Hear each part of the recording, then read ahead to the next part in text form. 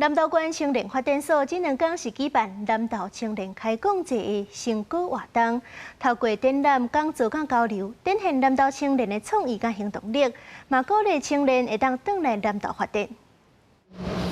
我觉得这个常常会出现在我们现在这个时代。创业失败当暗墙，面顶挂着各种创业者在创业过程中的心声。南投青年开讲节活动展示南投青年的创意甲创业的故事。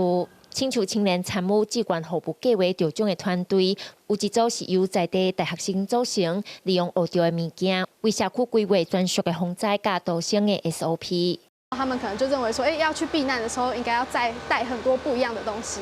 但是透过我们和他们互动之后，还有居民之间，他们就是互相的去交流一下，去避难的时候要带什么样的东西。南投县青年发展所成立82年，活动除了展示成果，也邀请10多年前甲南投德山的老厝改装做民宿，而且推设地方创新正成功的后辈军来演讲。以爱即卖少年免要依别人的眼光，找家己喜欢的物件去投入，然后坚持落去。好好了解家己要做啥物代志，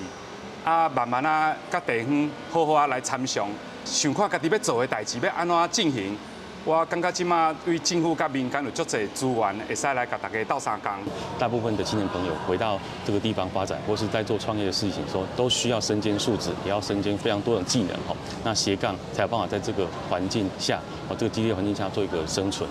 南投县青发所表示，未来继续整合中央甲地方的资源，推动青年就业、创业、社会参与，也会开发少年人喜欢的活动，亲像音乐会。并且创造偌侪国际交流的机会，希望吸引偌侪青年回来南投。记者邢平仪南投报道。